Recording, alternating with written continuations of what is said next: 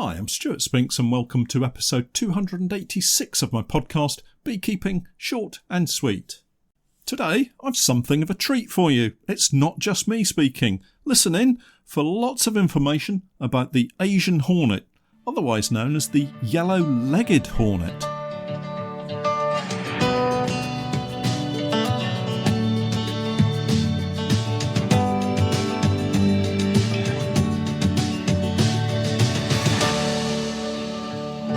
Beekeeping Short and Sweet, a beekeeping podcast for the inquisitive beekeeper with a short attention span. A beekeeper, in fact, just like me. Before I get started this week, here's a word about the 2024 Beekeeping Show, who sponsor, in part, this week's podcast. After last year's huge success, I'm very excited to let you know that tickets for the Beekeeping Show are now available online at www.thebeekeepingshow.co.uk. Join us at the premier Beekeeping Show on Saturday the 24th of February 2024 at Telford International Centre, a convenient central location, free parking and more than 50 exhibitors. We hope to see you there. Tickets at www.thebeekeepingshow.co.uk. Hi everybody, welcome back to the podcast. As you've probably already gathered, I have a special guest with me today. I'm delighted to say I'm joined by Jackie Thomas from the Dover and District Beekeepers Association, who has a role in that association of training officer and Asian Hornet Action Team Co-Ordinator. And she's joining us today to talk about this growing problem of Asian Hornet. Jackie, you're very welcome this morning. Good to see you. Thank you. For everyone listening on the podcast, Jackie and I are actually recording this on a little Zoom meeting, but neither of us have prepared ourselves properly, so we're not going to post the video. This is just an audio that we're going to have. And I should also hold my hand up to everybody and say we actually tried to record this last night, and I managed to mess up the sound recording. So we're having another go this morning. And you revealed to me that you have recently become a master beekeeper, BBKA master beekeeper. So congratulations on that. That's an absolutely fantastic achievement. Thank you very much. I'm very proud of that. That will be the only badge that I do wear on my suit. It's a lot of work, isn't it? There's lots of modules to take and practical stuff to get involved in as well. Yes, but I'm a science teacher of 26 years. And I have to say that exams, these are the only exams I've ever taken, which I have thoroughly enjoyed. And I've learned so much. Even if I hadn't passed them, my beekeeping would have improved. So sure. And I always encourage everybody to get involved in education and learning. For myself, I've only really done the basic and the microscopy assessment, because when I was getting involved, I just completed a full-time degree course in biology and ecology, and I really didn't want to go back to full-time studying again, so I kind of let it drop. But maybe if I can find the time, I'll have another look at the modules sometime. But anyway, less of me. We're here to talk about the Asian Hornet, which seems to have, certainly for you guys down in the southeast of England, has exploded this year. So can we talk a little bit about your beekeeping experience, how long you've been beekeeping, and how this Asian Hornet problem has suddenly erupted for you locally? Yeah, well, I've been keeping bees for 12 years. I took it up when I took early retirement, and at the height of my beekeeping career, I've kept 35 colonies. I'm now down to 17, and I keep them at home and in our apiaries. With regards to the Asian Hornet, it exploded last year. Normally in Kent, we would get sightings, confirmed sightings of Asian Hornets, but no nests. But then this year, we started to get primary nests early in May, June, and I'm afraid we didn't look back. We just kept getting more and more confirmed sightings. And the National Bee Unit took out probably 50 plus nests in our area alone. Wow. In the UK, in total, they cleared over 70. I think it's 76. It's very difficult to keep an accurate count on the nests. Sure. But yeah, about 70. So the majority have been in our area. So it's been an extraordinary year.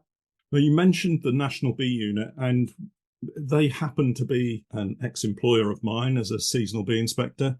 And their website is loaded with really useful information for beekeepers of all levels of experience. While we've been chatting, I've just logged onto their website and gone to their Asian Hornet page. And it talks a little bit about the appearance and biology of the Asian Hornet, and then talks about spring, summer, and autumn. So perhaps we could talk in that order. If we talk a bit about the appearance and biology first, and then maybe look at how the Asian Hornet kind of family develops through the spring into the summer and then into the autumn, and when beekeepers really need to be on their guard most. Yeah. Okay, appearance. I have to say, I always worried whether I would be able to recognise an Asian Hornet, even though I'd seen it many times on posters. But I can tell you now, you will not have any difficulty if you know the key points. The key points are an orange face. This is not generally pointed out to you, but actually that's the one thing that pops out at you. It's totally alien. I don't know of another insect in this country that has such an orange face. Right. The other features are it is entirely black with banding, orange banding, and the key banding that they talk about is on you look at the top and you see a very wide orange band towards the rear end. There are a couple of other minor bands, but that one big one is the prominent one. But sorry, Jackie, that's on the bottom of the abdomen? Yeah, if I say near its bum end, yeah, okay, exactly. It's rear end, it's sting end. Yeah.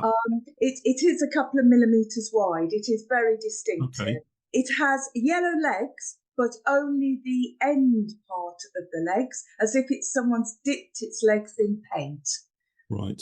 And it's about the size of a 2p piece, so it comes in smaller than the European hornet, our native hornet. Okay. And in terms of the kind of biology of it, it's a hornet, so therefore it's going to hibernate through the winter. So I guess at this point in the year, which we're kind of now into our main winter period, we're not going to see anything now until the spring. That's right. It's the mated queens overwinter, and we are expecting them to come out of hibernation when temperatures rise above 12 degrees Celsius. We're not entirely sure whether, it has to be consistently 12 degrees or whether that is the trigger. So here in Kent, we get temperatures of that in February, mid-February. Yeah. I've done first inspections in February. So we are gearing up to trap for queens in February. Right. I think Norfolk is very similar, possibly 1 or 2 degrees lower than that through the winter, but we do get some very mild weather late February and into March. I think if we do get them in Norfolk, or when we get them in Norfolk, we're going to have to be very mindful at that time of the year as well. So yeah. She comes out of hibernation, and then what happens next? Right. She comes out of hibernation, and just like wasps and bumblebees, she is responsible for establishing the first nest, and that's called a primary nest, and also making sure that the eggs she lays are fed and mature into the first workers. Usually, this primary nest is made low down. In France, they're often found in roof spaces, in barns, and in fact the first one in Kent this year was found under a barbecue. Wow. People went to set up their barbecue and were faced with these orange faces coming out of this little tiny ball, paper sort of light ball, and they recognised it as being something unusual and called in the bee unit to get rid of it. Okay. And so Yeah. roughly how many workers will she produce before the workers take over that kind of nest building? I would think it's only a few hundred. Okay. We are still in sort of the learning stage because, of course, the hornet originates from Southeast Asia. There, they do extremely well and produce very large nests.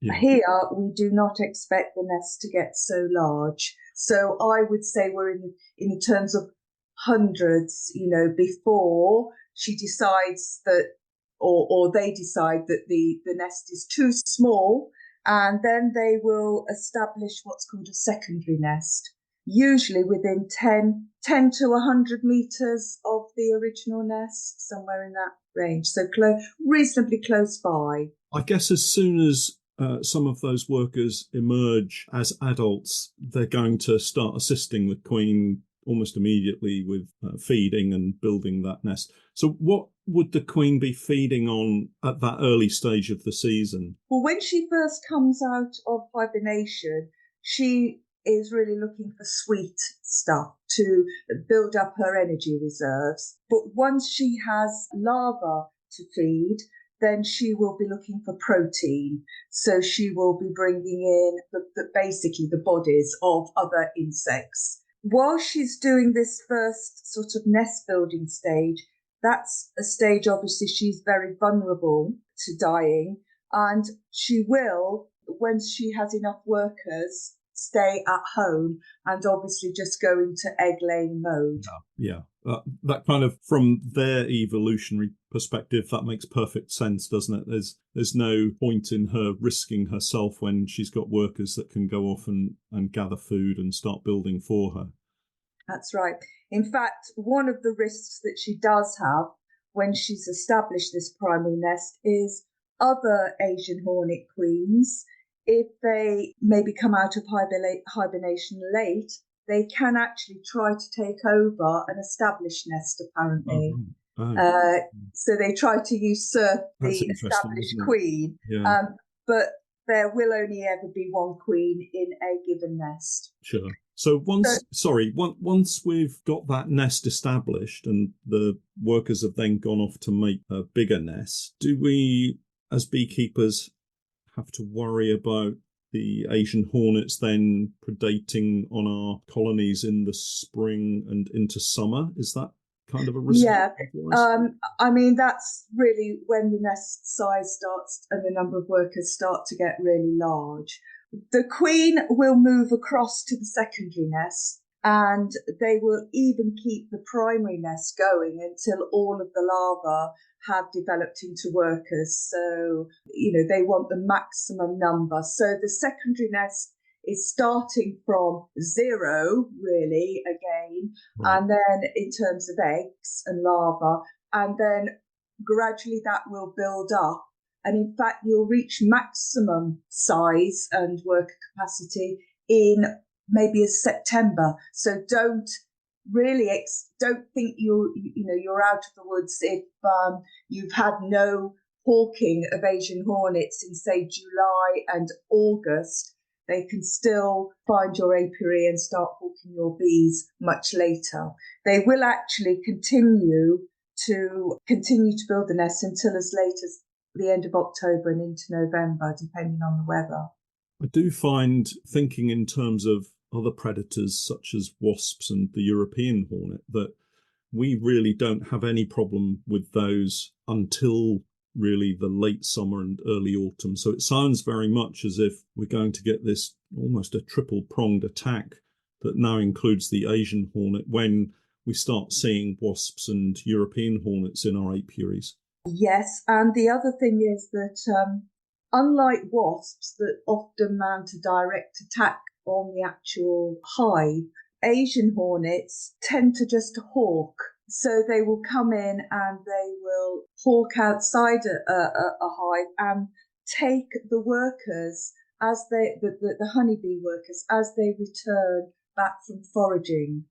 So this is when you say hawking, for those beekeepers that haven't heard that expression before, this is where the hornet will kind of hover outside the entrance of the beehive looking to snatch a worker honeybee as it returns or comes out of the hive?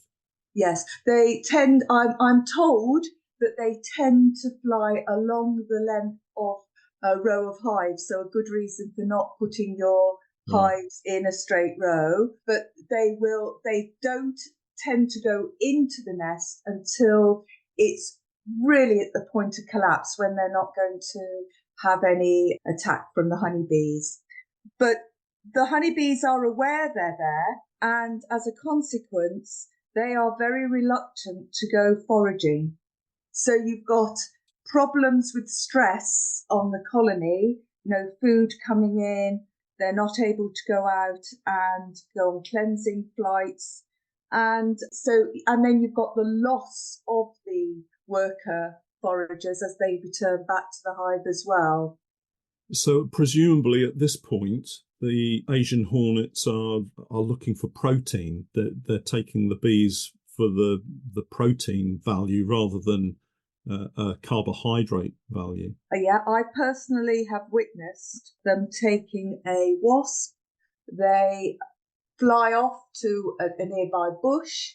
They snip off its head. They snip off its abdomen, and then they will either take the thorax back to the nest, or they can actually peel it as you would do with an apple, peel its outer cuticle or the outer part of the thorax, and just take the muscle back to the nest, because that's the protein. So it's like the sirloin steak.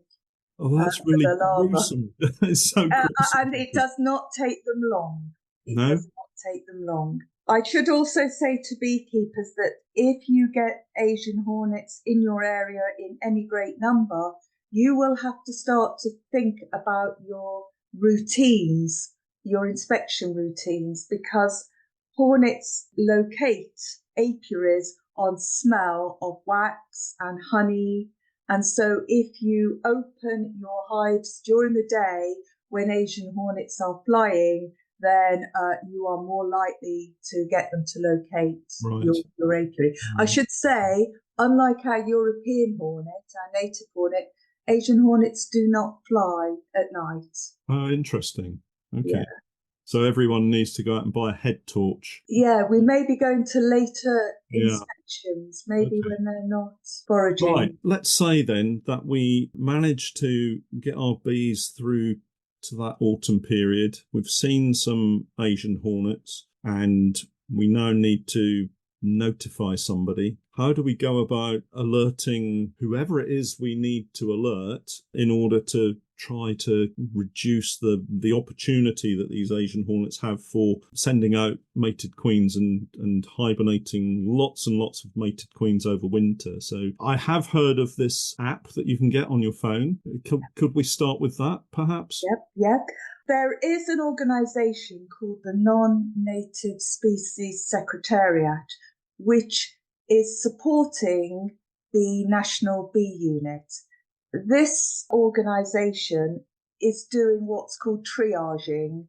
So every suspected report that they receive about an Asian hornet, they have to look and assess whether or not it's a proper confirmed sighting before the National Bee Unit inspectors move in.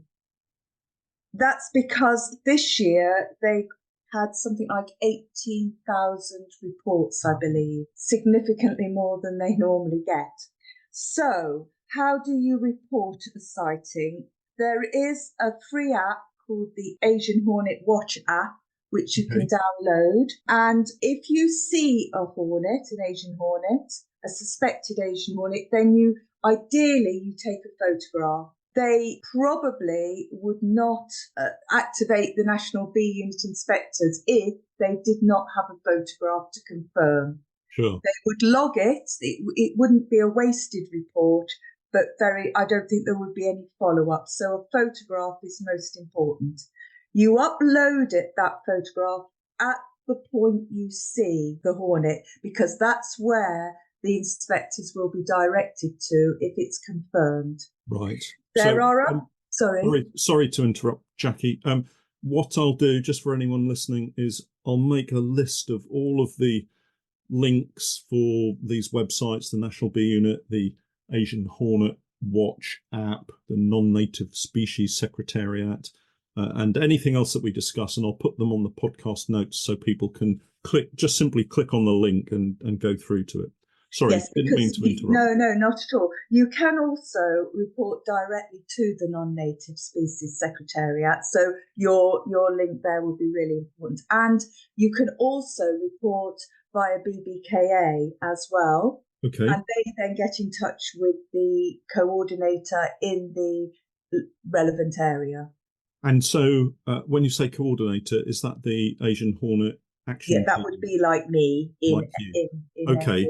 So that's, I guess most beekeeping associations now are taking this very seriously and have set up these Asian Hornet action teams. I know locally here in our Norwich and District Beekeepers Association, we have a really good team that are all fired up and ready to go should we need to do anything.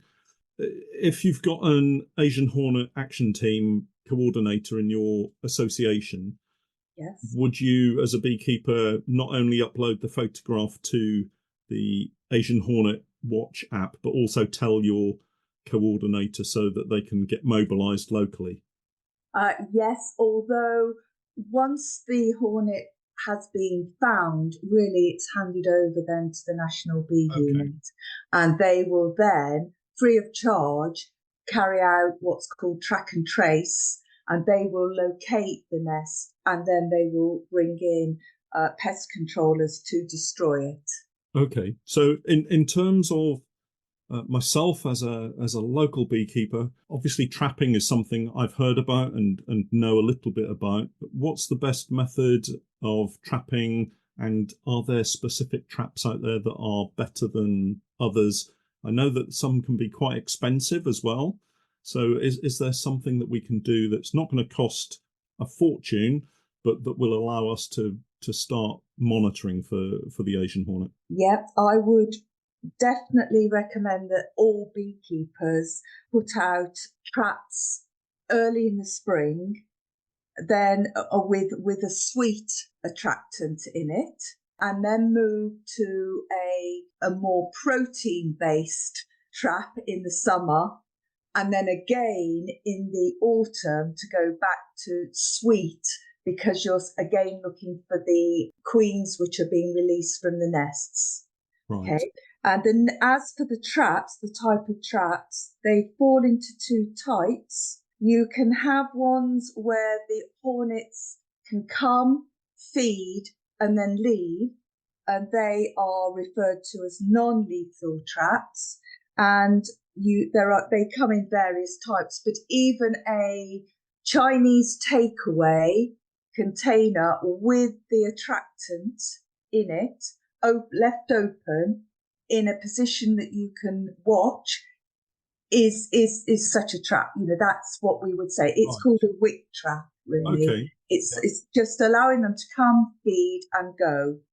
And then, of course, you've got the ones where you actually, the hornet goes in and you keep it there.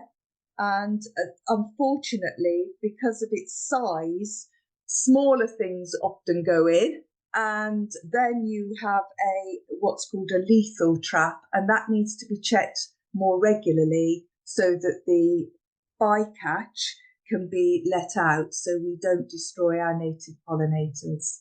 I guess it is a difficult conversation to be had about killing, as you refer to it, bycatch. But if we didn't trap and we allowed hundreds of mated Asian hornet queens to go off and hibernate and then set up nests, presumably those nests the following season are going to kill hundreds of thousands of other insects because they're going to be predating on all of our native insects as we go forward. So whilst there is a bycatch issue, maybe with beekeepers catching just a few other insects and those unfortunately being killed might be the lesser of two evils. I think so. I mean, that's certainly my approach this year with the way that we monitored for the Asian Hornet. I understand that a single nest will take something in the region of 11 kilograms of protein during the year.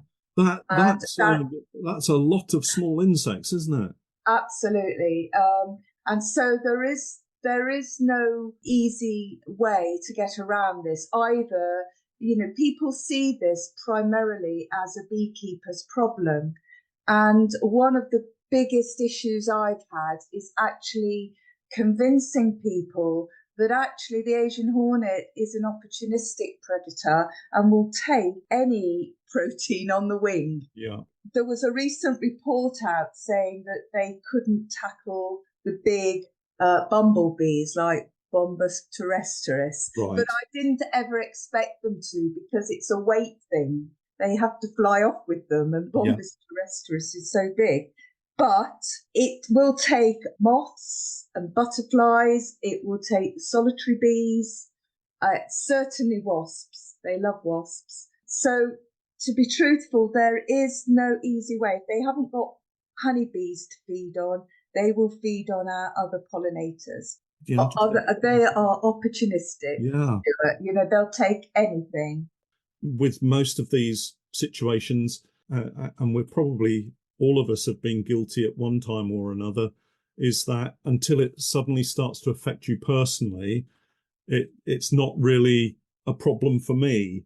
And then once it erupts in your own backyard, it then becomes this major problem that you want everybody to be aware of. And I suspect that might be part of the approach. What I would say, that this also goes along with the beekeepers.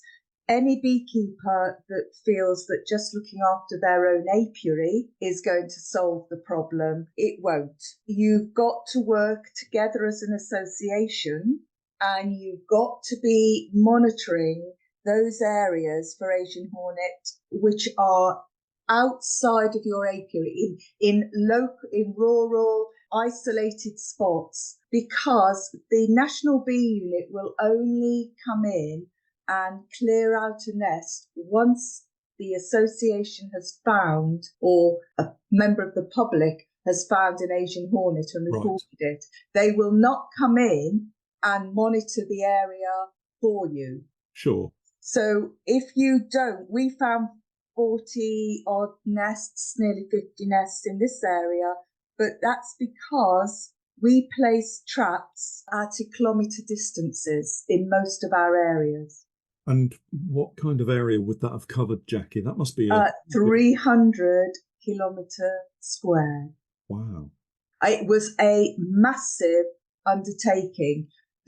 Some of the traps were only in place for a matter of weeks while we sampled that area and then moved them on. But I felt that it was the first year we had the hornet. None of our members caught hornets in wasp traps last year.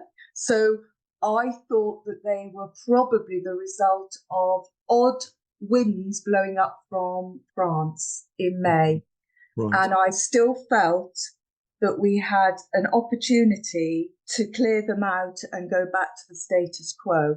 And the only way we were going to do that is to sample the whole of our area as best as we could. If we relied just on beekeepers picking them up in their apiary, then we would have missed, and this is what the National Bee Unit have told us, we would have missed 10 nests.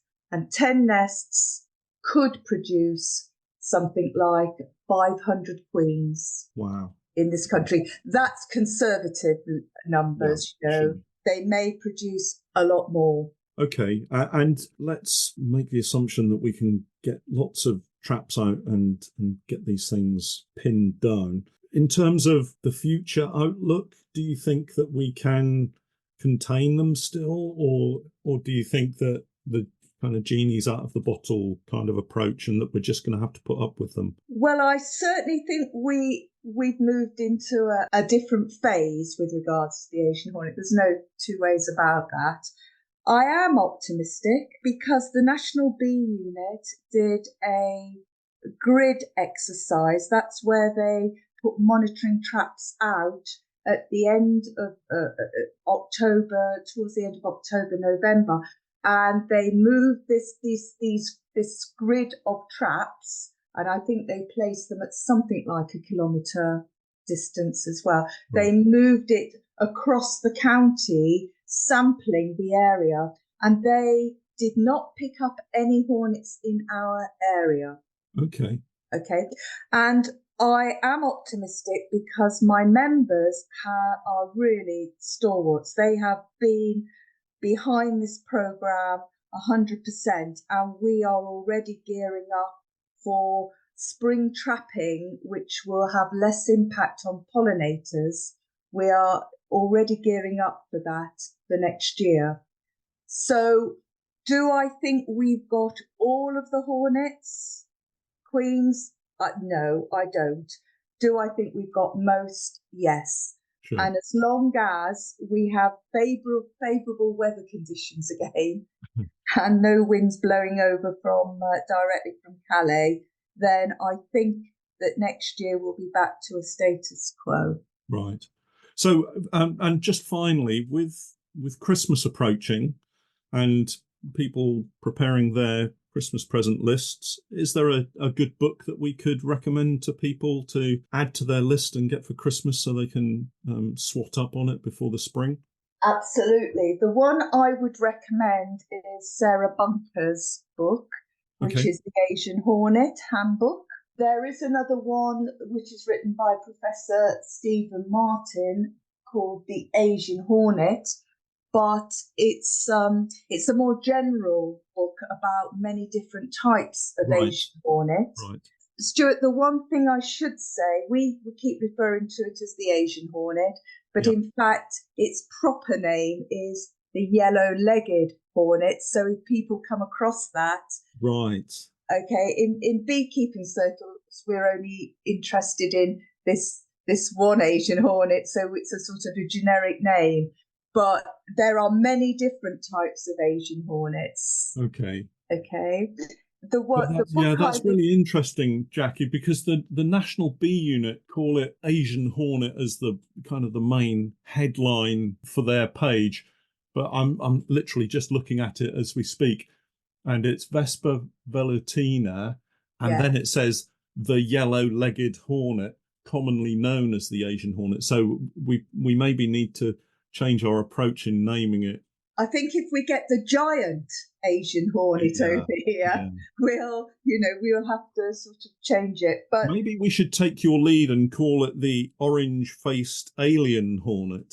I think that would be a really good move. No one would mistake it then. No. But I can really recommend Sarah Bunker's book. It covers all aspects, and it's based on scientific papers. Right. Because we're still learning so much about it.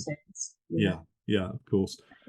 So I'll add that to the list of links on the podcast notes. Maybe, if you wouldn't mind, we could get together again on the podcast, perhaps in the spring, once you've got your traps out, and have another conversation about how things are going and what you're doing, and just have a catch up really, and see, maybe it has to become a regular conversation that we have to just keep it focused in people's minds.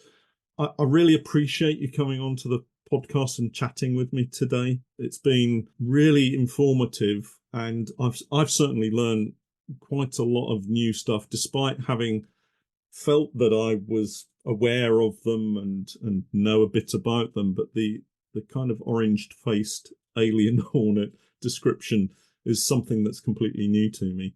So would you be happy to come back again sometime? Oh, yes. I would. As I say, we're just planning for our monitoring in the spring, and I'd be very happy to come back and talk. Fantastic. Let's see if we can arrange that for next spring then. That's it for today's podcast. All that remains is for me to wish Jackie a very happy Christmas, and we'll catch up in the spring, Jackie. Thanks for joining me. Thank you, Stuart. Well, that's almost it for this week. One thing that Jackie did mention before we finally finished chatting was that it's really important that everyone should know that by law, once caught in any fashion, so if you catch it in a net or a trap, an Asian hornet cannot be released by an unlicensed person. So it's really important if you do trap one, then you don't release it. Well, that's it for this week. I hope you enjoyed that. Don't forget to check out my website, www.norfolk-honey.co.uk, and for my latest videos and podcasts with more updates, tips and techniques, it's the same Patreon page, www.patreon.com/Norfolk Honey. And remember, I'm Stewart Spinks, and that was Beekeeping Short and Sweet.